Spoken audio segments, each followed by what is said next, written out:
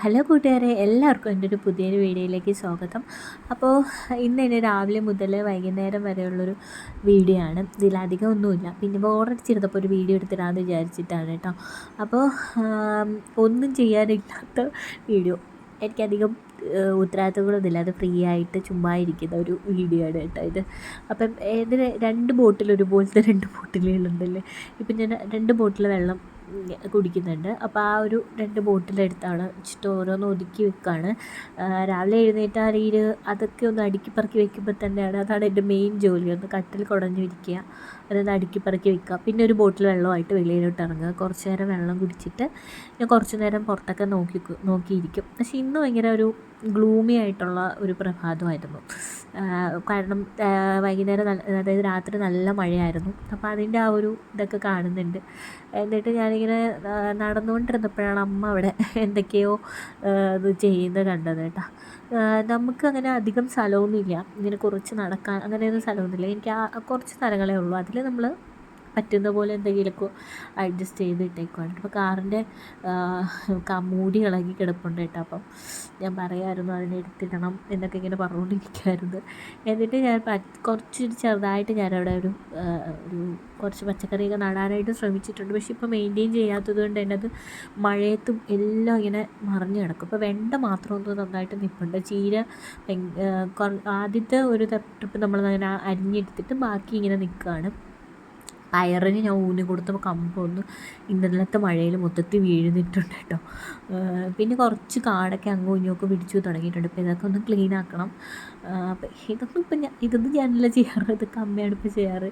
അപ്പോൾ ഞാൻ നോക്കിയപ്പോൾ ഓറഞ്ച് ഇങ്ങനെ പിടിച്ചിട്ടുണ്ട് കേട്ടോ. പക്ഷെ അതങ്ങനെ ആ പച്ചയായിട്ട് നിൽക്കുകയുള്ളൂ, അതിങ്ങോട്ടും വലുതാവത്തുമില്ല പഴുക്കത്തുമില്ല. അതൊരു 4 മാസം കൊണ്ട് അങ്ങനെ തന്നെ നിൽക്കുകയാണ് കേട്ടോ. അപ്പോൾ ഇതൊക്കെ കഴിഞ്ഞ് കുളിയൊക്കെ കഴിഞ്ഞിട്ട് എനിക്കിപ്പോൾ ഒരു എൻ്റർടൈൻമെൻറ്റ്, ഇടുന്ന ഡ്രസ്സിനനുസരിച്ച് മാച്ചിങ് കുപ്പികളിടുക, അത് സെലക്ട് ചെയ്യുക, അതിടുക, അതൊക്കെയാണ് എൻ്റെ ഒരു സന്തോഷം. അപ്പോൾ ഇങ്ങനെ വെച്ച് നോക്കുകയാണ്, ഇത് ചേരുന്നുണ്ടോ എന്ന്. അവസാനം 2 വളയൊക്കെ കിട്ടിയുള്ളൂ കേട്ടോ. കുറച്ച് വള ഞാൻ എൻ്റെ അടുത്തിരുന്നതിൻ്റെ അമ്മ എടുത്ത് മുകളിലൊക്കെ കൊണ്ട് വെച്ചു. കാരണം ഇങ്ങനെ എല്ലായിടത്തും ഞാനിങ്ങനെ കുപ്പിവളകൾ ഇട്ടിരിക്കുന്നത് കണ്ടിട്ട് ഇതിനകത്ത് അതായത് എനിക്ക് ഭയങ്കര ഇഷ്ടമായിരുന്നു. അപ്പോൾ കുറേ ഇങ്ങനെ കളക്ട് ചെയ്തു. അപ്പോൾ അത് കൂടുതലായി.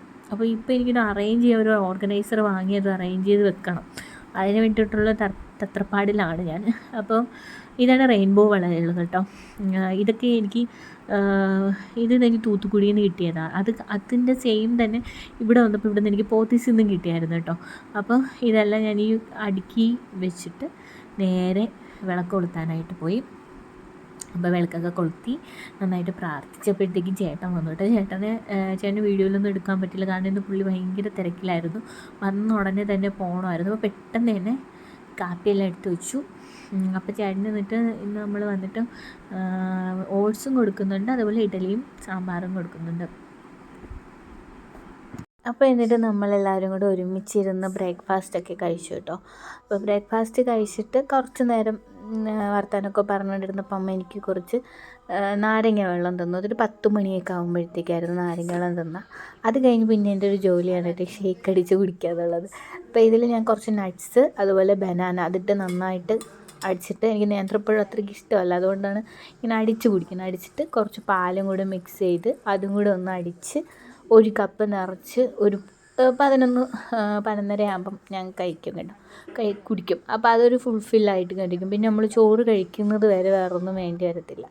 അത് കുടിച്ചുകൊണ്ട് തന്നെ ഞാൻ എന്തെങ്കിലും ജേണലൊക്കെ എഴുതാറുണ്ട്, എന്തെങ്കിലുമൊക്കെ എഴുതി വെക്കാറുണ്ട്, നമ്മുടെ എന്തെങ്കിലും തോട്ട്സോ. അതൊക്കെ ഇതെനിക്ക് ഗിഫ്റ്റ് കിട്ടിയാണ് കേട്ടോ. ഇതെൻ്റെ മാം എൻ്റെ ബർത്ത്ഡേക്ക് തന്നതാണ്. പക്ഷേ എനിക്ക് ഭയങ്കരമായിട്ട് യൂസ്ഫുള്ളായിട്ടൊരു ബുക്കാണ് കേട്ടോ.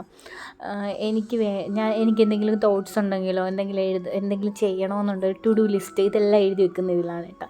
2 ബുക്ക് തന്നിട്ടുണ്ടായിരുന്നു. അപ്പോഴത്തേക്കും ഉച്ചയ്ക്ക് ചോറുന്ന സമയമായി.